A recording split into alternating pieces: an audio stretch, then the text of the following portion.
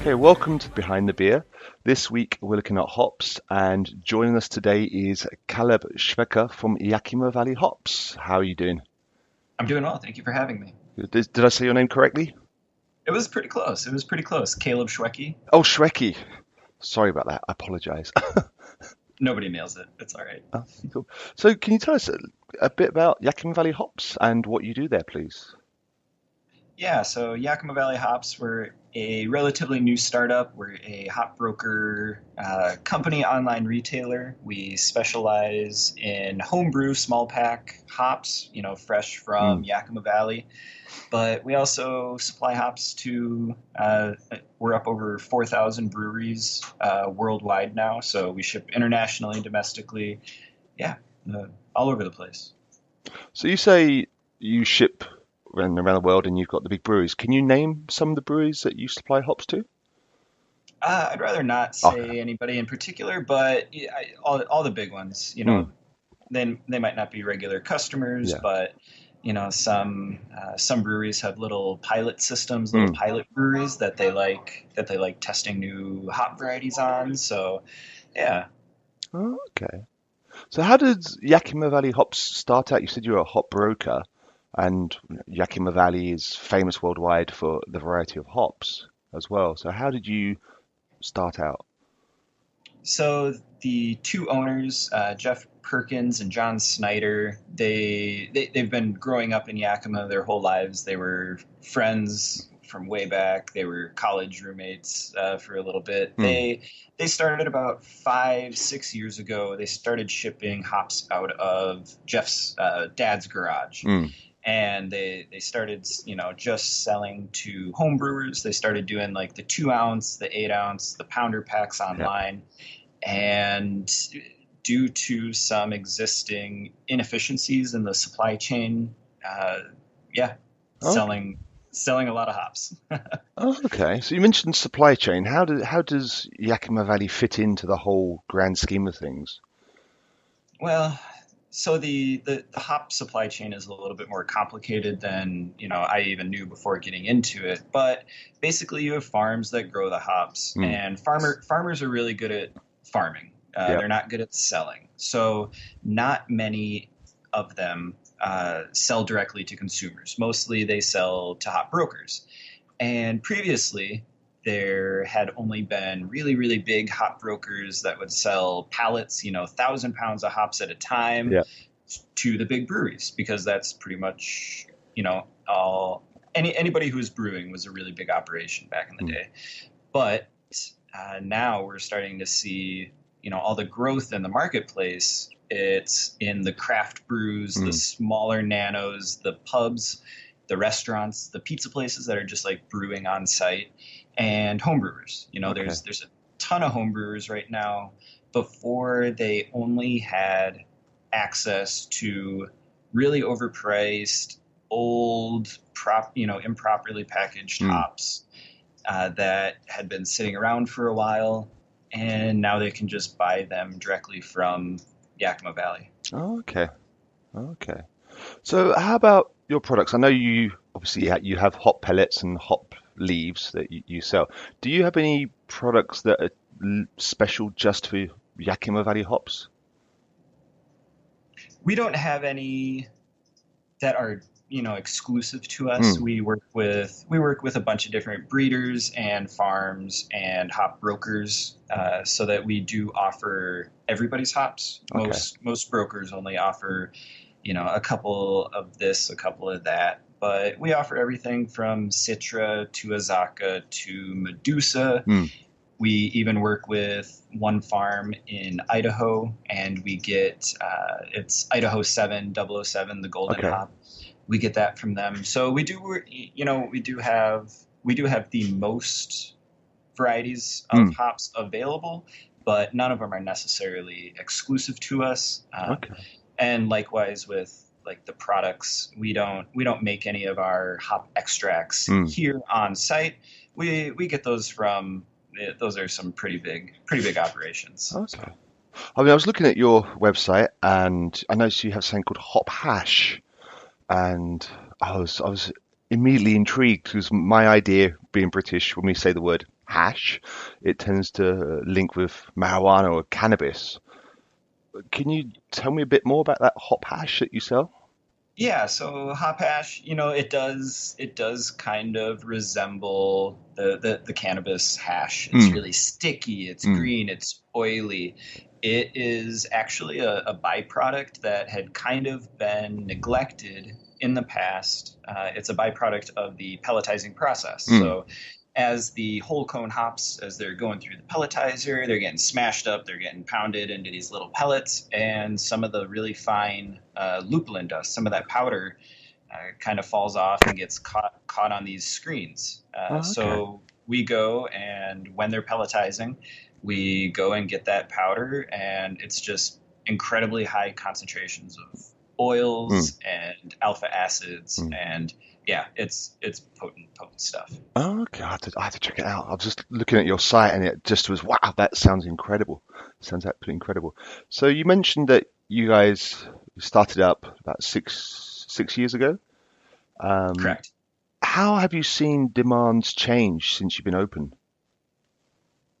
So even 6 years doesn't seem like a long time, but kind of in this current craft beer market in America, Mm, 6 years is really a long time. mm, There's been acquisitions by some really big breweries. There's been tons of smaller breweries, nanos opening up. So people over here, people are starting to buy more and more local beer. mm, Even like the statewide, regionally distributed beers, those breweries, they're kind of struggling just because there are so many small operations mm, opening up, and these smaller breweries, they might only be brewing on. Actually, there's a brewery here in town, really small mm, operation. He's running a super successful brewery, and he's brewing half barrels of beer at a mm. time, and that's like basically a home brewer, like homebrew volume. So yeah, that's definitely been the big shift. Mm, Smaller scale breweries, and more people are actually just getting interested mm, in brewing their own beer in general. I mm, think it has a lot to do with just like that hands-on culture that's kind of developing right now. People they like the creativity of brewing their own beer. They mm, really like to be able to, yeah, kind of do what they want with the style, make a beer that they really, really enjoy. mm. Okay. So what if someone just starts out with homebrewing, what should they be looking out for when they are using hops? Using hops, Mm, interesting. I would say there's nothing really in particular as far as like red flags or anything, but just try as many different hops as you can. Even if you find or know of a hop that's just really killer and you love it and it makes great beer, super cool, take notes on it and mm, then go try something else. There's yeah, just experiment, try adding late, try adding early, try dry hopping with this, try dry hopping with that, see which hop combinations work out really well together.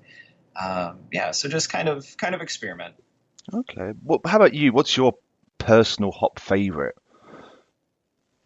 Oh man, I really um, like one hop in particular that I'm super crazy about Mm. right now, or In general, I mean, there's so many in, different kinds of hops. I know it's a hard question to answer, but yeah. yeah, for sure. Even though it has been a really warm winter here, I'm still kind of a sucker for dark beers in the Mm, winter. And there's it's still an experimental variety, but HBC 472. okay. It's an experimental variety that is specifically meant for darker styles. So it Okay. kind of has like really, like dark fruit characters. Some people say it has like a little bourbon flavor, some like raisin elements to Mm, it, little coconut wood, weird things like that. But I kind of like, I mean, who doesn't like drinking a really super fruity IPA on a mm, hot day? That's, delicious. But I like that these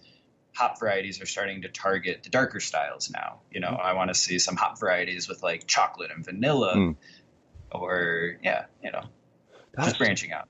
Yeah, that sounds incredible. I didn't realize that you can have hops with chocolate and vanilla aromas. I mean, I've grown up in the UK. We used to East Kent Goldings, Fuggles, very earthy hops. And it was only when I came to Japan and we had some American IPAs, and it was, oh, this is quite lemony, or this is quite grapefruit-like. But to hear chocolate and vanilla, that sounds incredible.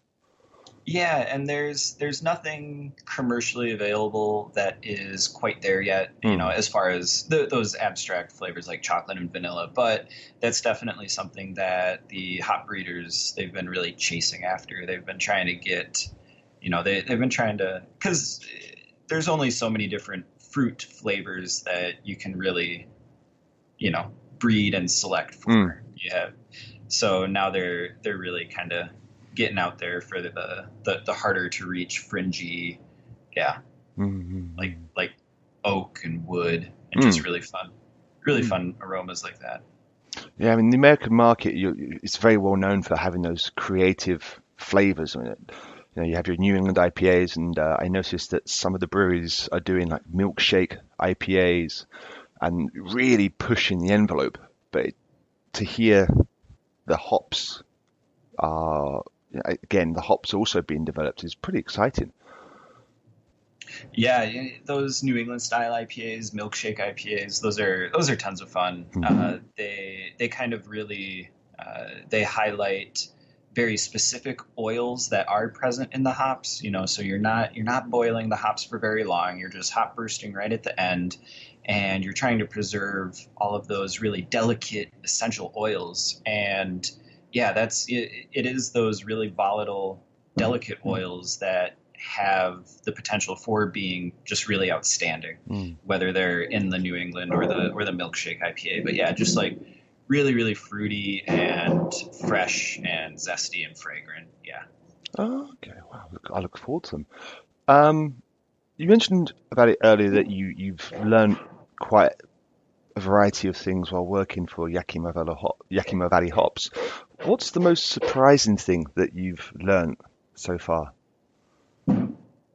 Well, that's a good question. There's a lot of really surprising things. I would say the complexity Mm. of the hop market. Because as a beer drinker, I recognized Cascades, the name Cascade Yeah, hops. I recognized Centennial hops, and I knew Citra hops. yeah.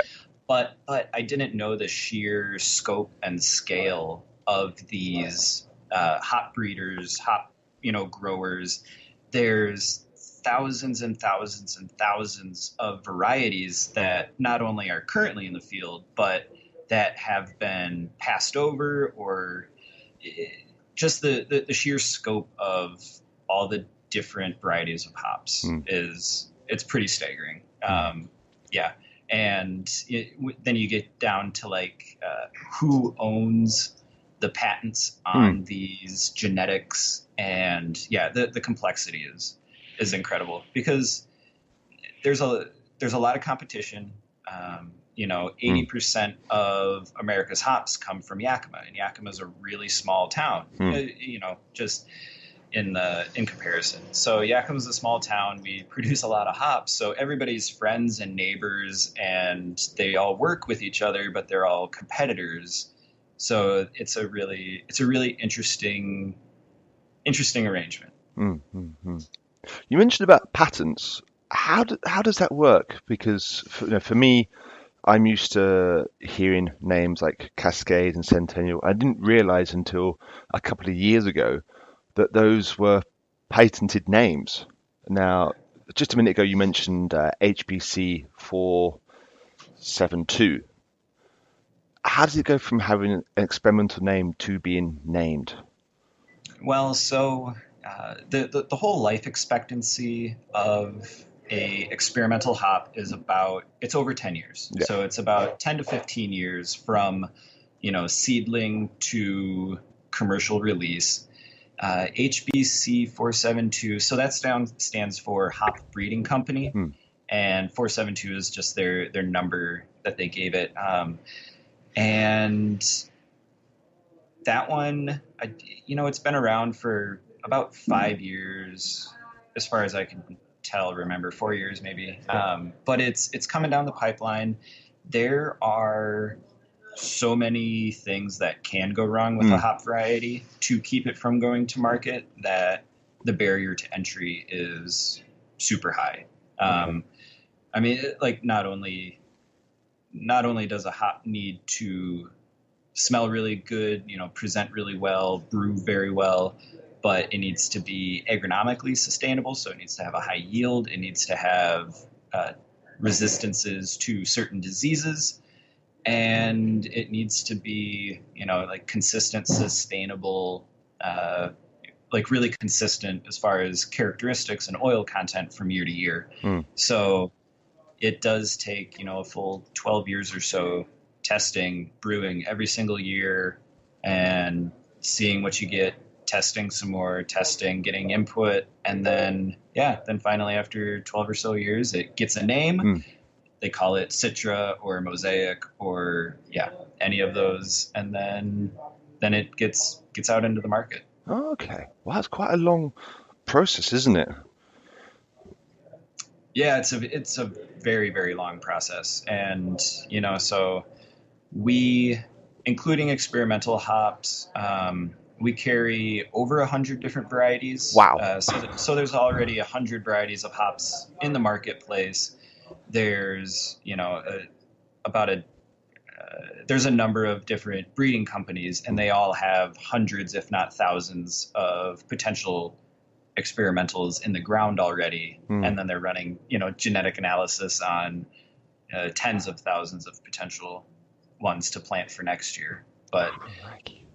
yeah, it's the barrier to entry is really high because acreage has been increasing year over year, but it's much easier for a farmer just to rip out one variety of hop Mm. and put in a new one, just because the major expenses are the infrastructure, Mm. the putting up the poles and the roads, going to the field.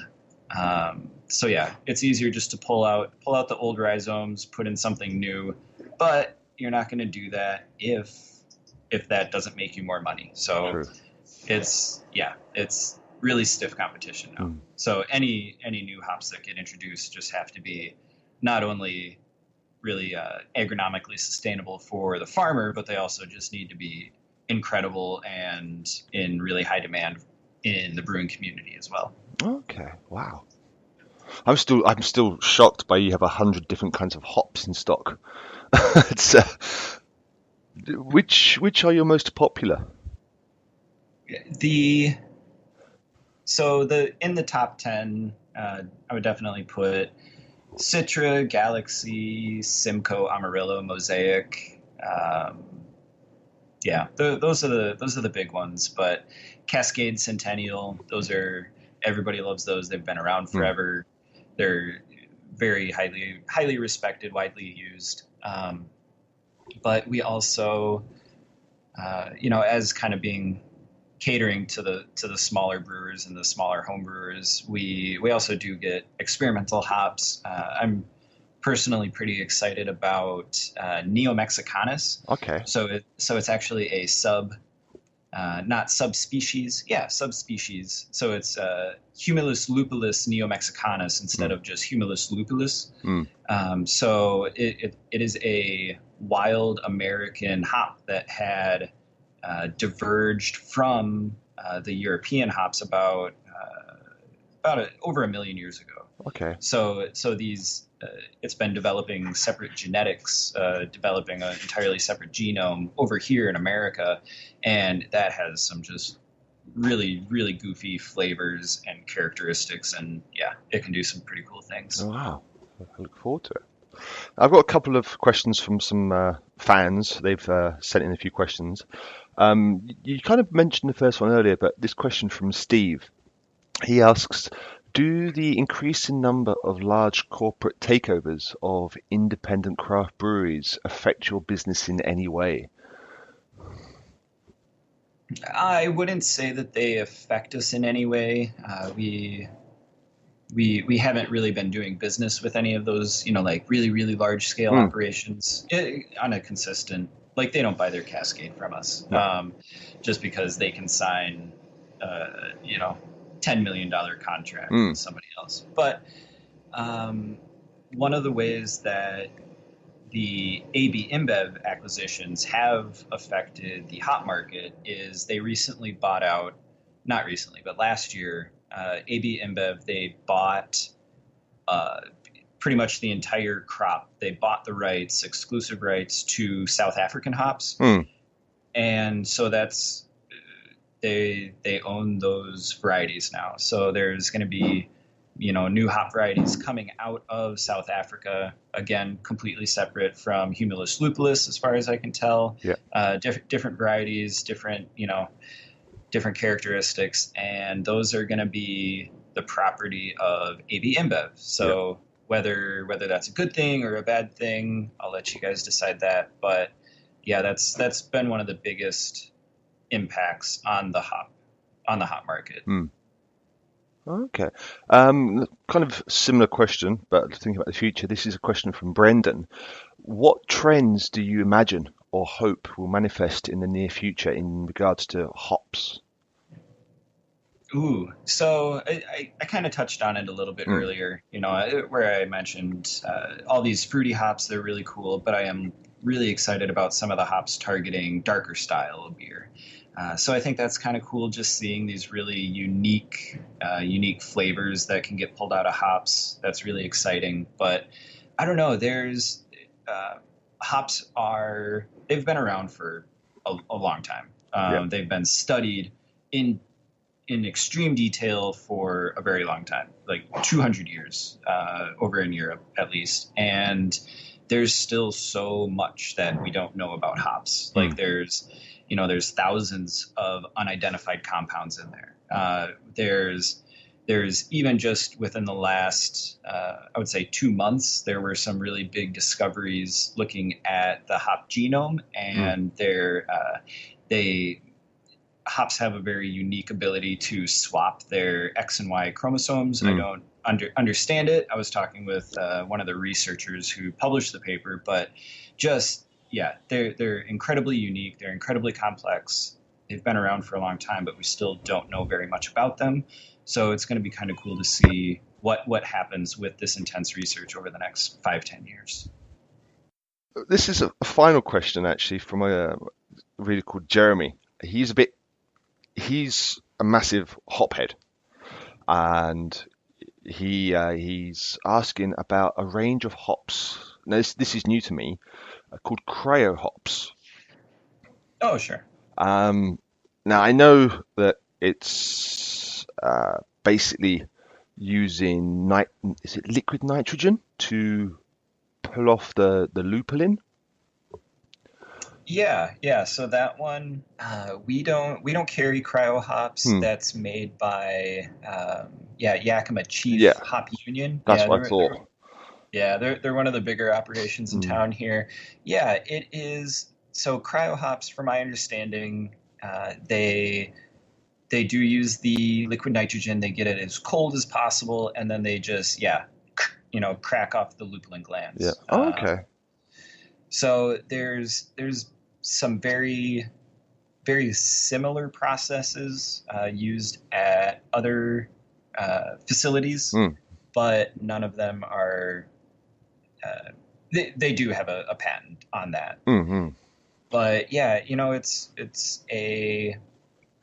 it points to kind of like an arms race that's Yeah. happening in hops right now, and alternative hop products. So uh, CO2 bittering extract has been around for a while Yeah. now, but now we're starting to see the explosion and the interest in like some of these top note oils and the cryo hops and things like that, similar to the hop hashes, similar to like type 35 powder. Hmm. Yeah, but now there's all sorts of extracts and bittering extracts and oils, and yeah.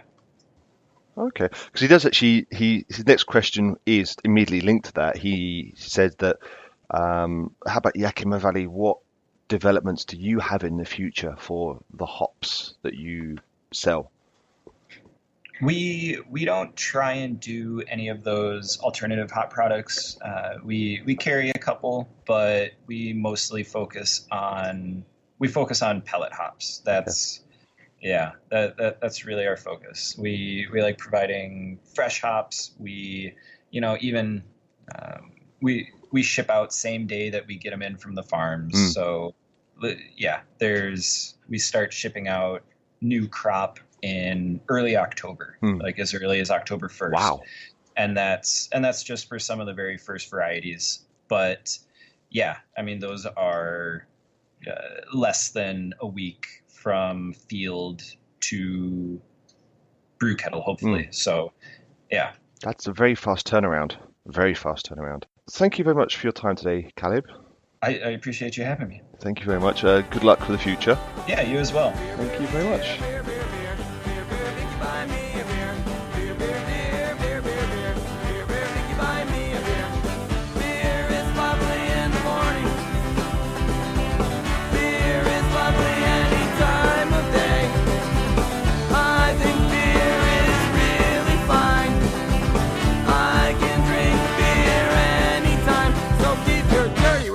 Stinky, filthy, hairy hands off mine.